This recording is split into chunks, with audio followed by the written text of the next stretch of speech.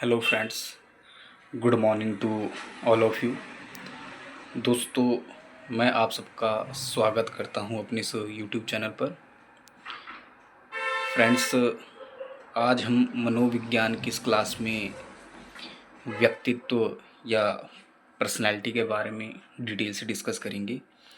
Personality या व्यक्तित्व मनोविज्ञान का आपका सबसे महत्वपूर्ण टॉपिक है। मनोविज्ञान का एक ऐसा टॉपिक जहाँ से लगभग हर एक एग्ज़ाम में आपका क्वेश्चन हमेशा बनता है। ये आपका थोड़ा लंबा टॉपिक रहेगा। ये टॉपिक हम 5 से 6 या 7 क्लास भी हो सकती है, उसमें आपका कवर करेंगे। फ्रेंड्स, इससे पहले हमने मनोविज्ञान, शिक्षा मनोविज्ञान, अभिप्रेरणा, अधिगम, लर्ड मैकाले का विवरण पत्र, इन सब के बारे में डिटेल से डिस्कस किया। उसके बाद हमने भाषा विकास, लैंग्वेज डेवलपमेंट को पढ़ा था। आज से हम स्टार्ट करेंगे आपका व्यक्तित्व या पर्सनैलिटी। अब व्यक्तित्व या पर्सनैलिटी में सबसे पहले अगर हम बात करेंगे तो व्यक्तित्व के इतिहास की, ध्यान रखना। सबसे पहले किसकी बात करेंगे? व्यक्तित्व के इतिहास की। तो व्यक्तित्व के इतिहास में सबसे पहले यही क्वेश्चन बनता है कि जो आपका व्यक्तित्व है, ध्यान रखना, जो आपका व्यक्तित्व है ये किस भाषा के शब्द से बना? तो ध्यान रखना, ये अंग्रेजी भाषा के पर्सनैलिटी का हिंदी रूपांतरण है। ध्यान रखना, ये अंग्रेजी भाषा के पर्सनैलिटी का क्या है? हिंदी रूपांतरण है। हाँ, अगर पर्सनैलिटी की बात की जाए तो ध्यान रखना, पर्सनैलिटी लैटिन भाषा के परसोना से बना। ध्यान रखना, लैटिन भाषा के परसोना से बना है। इस परसोना का अर्थ होता है मुखौटा, नकाब, या आप कह सकते हो मास्क, या सीधा सीधा कह सकते हो कि अपने असली व्यक्तित्व को छुपाना ही क्या होता है? ये पर्सनैलिटी है। ठीक है, ध्यान रखना। अगर मैं इतिहास की बात करूं कि व्यक्तित्व अंग्रेजी भाषा की पर्सनैलिटी से बना, जबकि पर्सनैलिटी लैटिन भाषा के परसोना शब्द से बना।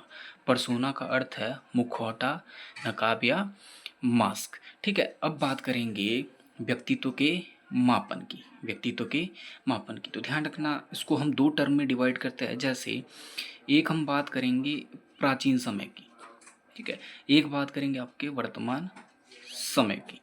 प्राचीन समय में जो व्यक्तित्व का मापन होता था, ध्यान रखना, ये केवल बाह्य रूपरेखा के आधार पे होता था। बाह्य रूपरेखा के आधार पे होता था। आप सीधा कह सकते हो कि केवल जो आपका शारीरिक स्ट्रक्चर है या जो आपका शारीरिक ढांचा है उसके आधार पे होता था। तो ध्यान रखना, प्राचीन समय में जो व्यक्तित्व का मापन होता था प्राचीन समय में, वो बाह्य रूप रेखा के आधार पे होता था या शारीरिक रूप से। लेकिन जो वर्तमान समय में, यानी वर्तमान समय में बाह्य और आंतरिक, बाह्य और आंतरिक दोनों ही आधार पर व्यक्तित्व का मापन किया जाता है। तो फ्रेंड्स, इस चीज़ को ध्यान रखना। सबसे पहले हमने बात की इतिहास को लेकर कि व्यक्तित्व जो है अंग्रेजी भाषा की पर्सनैलिटी से बना, जबकि पर्सनैलिटी लैटिन भाषा के परसोना शब्द से बना, जिसका अर्थ है मुखौटा या नकाब, या कह सकते हो आप मास्क, यानी अपने असली व्यक्तित्व को छुपाना। फिर हमने बात की मापन की कि इसको हमने दो पार्ट्स में डिवाइड किया, प्राचीन और वर्तमान। प्राचीन समय में व्यक्तित्व का मापन केवल बाह्य रूपरेखा के आधार पर, यानी जो आपका शारीरिक रंग रूप है, आपका कद है, जो आपका शारीरिक ढांचा है, केवल उस आधार पे। आपके आंतरिक गुण क्या है इसका कोई भी अर्थ नहीं होता था। लेकिन वर्तमान समय में बाह्य और आंतरिक दोनों ही रूप के आधार पर आपका क्या होता है? व्यक्तित्व का मापन। फिर बात करेंगे व्यक्तित्व के तत्व की। तो ध्यान रखना, व्यक्तित्व के भी दो तत्व होते हैं। एक आपका सकारात्मक, जो आपका पॉजिटिव होता है, ध्यान रखना, ये क्या होता है? पॉजिटिव। और एक आपका नकारात्मक, एक आपका नकारात्मक जो नेगेटिव होता है। एक मान लीजिए आप IAS ऑफिसर की बात करो, ठीक है, वो आपके लिए एक आइडल है, आदर्श है। कैसा व्यक्तित्व हुआ? सकारात्मक। लेकिन अगर मैं एक चोर की बात करूं तो चोर एक ऐसा व्यक्ति तो होता है, ये नकारात्मक होता है। तो जो भी चीज़ आप किसी से देखकर अपने व्यवहार में परिवर्तन करते हो वो आप पे डिपेंड करता है कि वो सकारात्मक हो सकता है कि नकारात्मक। अगर अच्छी चीज़ों को अपने अंदर समावित करते हो तो सकारात्मक है, अगर बुरी चीज़ों को अपने अंदर समावेश करते हो तो आपका नकारात्मक। तो ध्यान रखना, व्यक्तित्व अच्छा भी हो सकता है जो सकारात्मक है और बुरा भी हो सकता है जो नकारात्मक है। फिर बात करेंगे व्यक्तित्व के समावेशन की। तो ध्यान रखना, जो व्यक्तित्व का समावेशन होता है, ठीक है, व्यक्तित्व का समावेशन वातावरण और वंशानुक्रम, वातावरण और वंशानुक्रम के, ध्यान रखना, वंशानुक्रम के गुणनफल से होता है। फ्रेंड्स ध्यान रखना, इस टर्म को ज़्यादा याद रखिए कि समावेशन तो है व्यक्तित्व, तो किसका समावेशन है, वातावरण और वंशानुक्रम का। लेकिन वातावरण और वंशानुक्रम के किस चीज़ का ये समावेशन है, ऑप्शन में कभी दिया जाता है प्लस माइनस डिवाइड या गुणा। तो ध्यान रखना ये क्या है, आपका गुणनफल है। और ये बात कही थी आपकी विलियम वुडवर्थ ने, आप इसको एक परिभाषा के तौर पे भी लिख सकते हो, ये बात कही आपकी विलियम वुडवर्थ ने। तो ध्यान रखना, विलियम वुडवर्थ ने ये कहा था, विलियम वुडवर्थ ने कहा कि जो व्यक्तित्व है वो समावेशन है किसका, वातावरण और वंशानुक्रम के गुणनफल का। तो फ्रेंड्स इसको थोड़ा सा ओवरव्यू करते हैं। जैसे अगर व्यक्तित्व के इतिहास की बात करें कि इतिहास की व्यक्तित्व अंग्रेजी भाषा के पर्सनैलिटी से बना, यानी पर्सनैलिटी का हिंदी रूपांतरण व्यक्तित्व है, लेकिन पर्सनैलिटी लेटिन भाषा के पर्सोना शब्द से बना जिसका अर्थ है मुखौटा, नकाब या मास्क। फिर बात करेंगे व्यक्तित्व के मापन की। तो ध्यान रखना, व्यक्तित्व का मापन प्राचीन समय में केवल बाह्य रूपरेखा के आधार पर या शारीरिक रूपरेखा के आधार पर, वर्तमान समय में बाह्य और आंतरिक दोनों ही आधार पर व्यक्तित्व का मापन होता है। फिर बात करेंगे कि व्यक्तित्व के जो आपके तत्व है, कि व्यक्तित्व के तत्व सकारात्मक भी हो सकता है और व्यक्तित्व आपका नकारात्मक भी हो सकता है। फिर व्यक्तित्व का समावेशन, कि जो व्यक्तित्व का समावेशन है वो वातावरण और वंशानुक्रम के गुणनफल से होता है, और ये बात किसने कही, आपकी विलियम वुडवर्थ ने। ठीक है, अब बात करेंगे फ्रेंड्स व्यक्तित्व के मापन के सिद्धांत की। ठीक है, व्यक्तित्व के मापन के सिद्धांत की। तो आप व्यक्तित्व के मापन के सिद्धांत देख सकते हो कि व्यक्तित्व का जो मनोविश्लेषणात्मक सिद्धांत है, साइको एनालिसिस थ्योरी हो, किसने दी थी, आपकी सिगमंड फ्राइड। बहुत बार एग्जाम में पुट होता है आपका, बहुत बार एग्जाम में पूछा जाता है कि व्यक्तित्व का जो मनोविश्लेषणात्मक सिद्धांत है, जो साइको एनालिसिस थ्योरी है, वो किसने दी, आपकी सिगमंड फ्राइड ने। फिर शरीर रचना का जो सिद्धांत आपका दिया, शरीर रचना का सिद्धांत, ध्यान रखना, शेल्डन ने। तो शेल्डन ने व्यक्तित्व के जो प्रकार बताए शरीर रचना के आधार पर। विशेषक सिद्धांत किसने दिया, आपका कैटल ने, ध्यान रखना। फिर मांग का सिद्धांत किसने दिया, हेनरी मूरे ने, जिन्होंने कितनी मांगे रखी थी, कितने मांगे ज्ञात की, आपकी 40 मांगे ज्ञात की। फिर आत्मज्ञान का सिद्धांत आपका किसने दिया, अब्राहम मैस्लो ने। जीव सिद्धांत किसने दिया, गोल्डस्टीन ने। ये सबसे ज़्यादा एग्जाम में फिर रहता है आपका, जीव सिद्धांत किसने दिया, गोल्डस्टीन ने। तो ये व्यक्तित्व के मापन के सिद्धांत है कि मनोविश्लेषणात्मक सिद्धांत जो साइको एनालिसिस थ्योरी है, सिगमंड फ्राइड। शरीर रचना का सिद्धांत, डब्ल्यू शेल्डन। विशेषक सिद्धांत, आर बी कैटल। मांग का सिद्धांत, हेनरी मूरे, जिन्होंने 40 मांगे ज्ञात की थी, ध्यान रखना। आत्मज्ञान का सिद्धांत, अब्राहम मैस्लो। पूछा भी जाता है बार बार एग्जाम में कि मानवतावादी संप्रदाय का जो आध्यात्मिक जनक था कौन था, अब्राहम मैस्लो थे। जीव विज्ञान का सिद्धांत, गोल्डस्टीन। फिर बात करेंगे कि व्यक्तित्व की क्या विशेषता होती है। तो ध्यान रखना फ्रेंड, सबसे पहली विशेषता कि व्यक्तित्व अपूर्व है, यानी यूनिक है। तो ध्यान रखिए, व्यक्तित्व अपने आप में यूनिक है और अपने आप में विशिष्ट है। कोई भी व्यक्ति, उसके लिए उसका व्यक्तित्व अपने आप ही क्या हो जाता है, यूनिक हो जाता है। फिर बात करें कि व्यक्तित्व में आत्मचेतना का गुण होता है, सेल्फ कॉन्शियस होता है। ध्यान रखना, व्यक्तित्व में क्या होता है, आत्मचेतना का गुण होता है।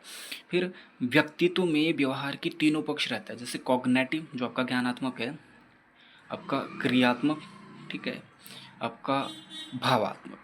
ठीक है, तो ध्यान रखना, ये पहले भी हम कई बार पढ़ चुके, आपका अधिगम में हमने पढ़ा था। तो ध्यान रखना, ये व्यवहार के तीनों पक्ष व्यक्तित्व में भी सम्मिलित होते हैं। फिर करेंगे कि व्यक्तित्व एक गत्यात्मक संगठन है, यानी आपका डायनेमिक ऑर्गेनाइजेशन। ध्यान रखना, व्यक्तित्व क्या है, एक गत्यात्मक संगठन है, डायनेमिक ऑर्गेनाइजेशन है। व्यक्तित्व वंशानुक्रम तथा वातावरण की उपज है। ध्यान रखना, ये वंशानुक्रम तथा वातावरण की उपज है। थोड़ी देर हमने पहले पढ़ा था कि वंशानुक्रम और वातावरण के गुणनफल से बनता है, जो कहा विलियम वुडवर्थ ने। फिर बात है कि सीखना और अनुभवों का अर्जन व्यक्तित्व विकास में सहायक होता है। सीखना और अनुभवों का अर्जन व्यक्तित्व विकास में क्या होता है, सहायक होता है। फिर बात करें कि व्यक्तित्व ना पूर्णता मानसिक है और ना ही शारीरिक है, कि व्यक्तित्व ना पूर्णता मानसिक है और ना ही शारीरिक है, यह दोनों पक्ष का मिश्रण है। ना तो आप इसको पूरी तरीके से मेंटल प्रोसेस कह सकते हो, ना ही फिजिकल, ये दोनों का क्या है, मिला जुला रूप है। फिर वातावरण में समायोजन करने का ढंग सभी में अलग अलग होता है। देखो ये तो क्लियर है, कोई भी व्यक्ति अपने वातावरण के प्रति कैसे एडजस्ट करता है, कैसे समायोजित होता है, ये गुण सभी में क्या होता है, अलग अलग ढंग से पाया जाता है। फिर बात करेंगे जो व्यक्तित्व की आपकी प्रकृति होती है, व्यक्तित्व की प्रकृति में कि व्यक्तित्व आत्मचेतना, हमने इसमें भी पढ़ा कि ये क्या है, सेल्फ कॉन्शियस है, कि समाज में उसकी क्या स्थिति है। सेल्फ कॉन्शियस का मतलब क्या होता है कि समाज में हमारी क्या स्थिति है, हमारी आत्मचेतना है, सेल्फ कॉन्शियस है। व्यक्तित्व सामंजस्य यानी समायोजन की एक प्रक्रिया है, सामाजिकता इसमें रहती है। शारीरिक व मानसिक स्वास्थ्य अच्छा हो, ये हमारी व्यक्तित्व की प्रकृति है कि हमारे नेचर में हमारे पर्सनैलिटी को क्या क्या चीज़ें इंपॉर्टेंट बताती है या इम्पोर्टेंट क्या होती है। शारीरिक व मानसिक स्वास्थ्य अच्छा हो, हमारे अंदर सामाजिकता की भावना हो, हम आसानी से सामंजस्य कर सकें। और व्यक्तित्व आपकी कैसी है, निरंतर चलने वाली प्रक्रिया है। इसको आप इनकी विशेषताओं में भी ऐड कर सकते हो, प्रकृति में भी कर सकते हो कि निरंतर चलने वाली प्रक्रिया है। दृढ़ इच्छा शक्ति, ये व्यक्तित्व के लिए बहुत इंपॉर्टेंट हो जाता है। फिर आपका निश्चित लक्ष्य की प्राप्ति। फिर एकीकरण, एकीकरण में आपका जैसे समाज में नैतिकता, सामाजिकता, शारीरिक तथा मानसिक, ये सारी चीज़ अगर एक साथ जोड़ दी जाए तो ही आपका क्या हो जाता है, एकीकरण हो जाता है। तो इसको फिर से थोड़ा सा ओवरव्यू करते हैं। जैसे व्यक्तित्व के मापन के सिद्धांत, मनोविश्लेषणात्मक सिद्धांत, psycho analysis theory, Sigmund Freud, शरीर रचना का सिद्धांत, डब्ल्यू एच शेल्डन, विशेषक सिद्धांत, आरबी कैटल, मांग सिद्धांत, हेनरी मूरे जिन्होंने 40 मांगे ज्ञात की, आत्मज्ञान का सिद्धांत, अब्राहम मैस्लो, जीव सिद्धांत, गोल्डस्टीन। फिर विशेषताओं की बात करेंगे। व्यक्तित्व अपूर्व या यूनिक होता है यानी विशिष्ट होता है। व्यक्तित्व में आत्मचेतना का गुण होता है। व्यक्तित्व में व्यवहार के तीनों पक्ष ज्ञानात्मक, क्रियात्मक और भावात्मक सम्मिलित है। व्यक्तित्व एक गत्यात्मक संगठन है यानी डायनामिक ऑर्गेनाइजेशन है। व्यक्तित्व वंशानुक्रम तथा वातावरण की उपज है यानी वंशानुक्रम और वातावरण के गुणनफल से बनता है। सीखना और अनुभव का अर्जन व्यक्तित्व विकास में सहायक होता है। व्यक्तित्व ना पूर्णता मानसिक है और ना ही शारीरिक है, यह दोनों पक्षों का मिश्रण है। वातावरण में समायोजन करना का जो ढंग होता है वो सभी में अलग अलग होता है। फिर व्यक्तित्व की प्रकृति की ये आत्मचेतना है, सामंजस्य, सामाजिकता, शारीरिक व मानसिक स्वास्थ्य अच्छा हो, निरंतर चलने वाली प्रक्रिया है, दृढ़ इच्छा शक्ति हो, निश्चित लक्ष्य की प्राप्ति हो, एकीकरण हो। तो फ्रेंड्स, आज हमने व्यक्तित्व या पर्सनैलिटी के बारे में डिस्कस किया। यह टॉपिक आपका साइकोलॉजी के, अगर मैं केवल पिछले कुछ टॉपिक्स की बात करूँ तो ये टॉपिक आपका सबसे लंबा टॉपिक है, तो इसमें थोड़ा समय ज़रूर लगेगा, लेकिन यहाँ से हर एक एग्ज़ाम में आपका लगभग क्वेश्चन बनता है। जैसे अभी हम इसमें आगे डिस्कस करेंगे कि जो व्यक्तित्व के सिद्धांत है वो कौन कौन से सिद्धांत है, जिसमें हम आपका शीलगुण सिद्धांत और प्रकार सिद्धांत, ट्रेट अप्रोच और टाइप अप्रोच, उसको डिटेल से डिस्कस करेंगे क्योंकि वहाँ से सबसे ज़्यादा एग्ज़ाम में क्वेश्चन बनता है। तो आज हमने बात की व्यक्तित्व के इतिहास की, व्यक्तित्व के मापन की, व्यक्तित्व के समावेशन की, व्यक्तित्व के तत्वों की, व्यक्तित्व की सिद्धांत, व्यक्तित्व की विशेषताएं और व्यक्तित्व के प्रकृति। तो फ्रेंड्स, आप ये चीज़ें डिटेल में देख सकते हो, इस पूरी क्लास को आप फिर से रिवाइज कर सकते हो जहाँ भी आपको प्रॉब्लम होती है। तो फ्रेंड्स, अंत में वही कि इस वीडियो को ज़्यादा से ज़्यादा लाइक करें, शेयर करें और चैनल को सब्सक्राइब करना ना भूलें। चैनल को सब्सक्राइब करोगे तो मेरी हर एक वीडियो जो है आपको अपने आप ही प्राप्त हो जाएगी। बाकी इससे पिछली जितनी भी क्लासेस हैं उनके लिंक मेरे डिस्क्रिप्शन बॉक्स में आपको मिल जाएंगे, वहाँ से जाके आप क्लासेस को अटेंड कर सकते हो।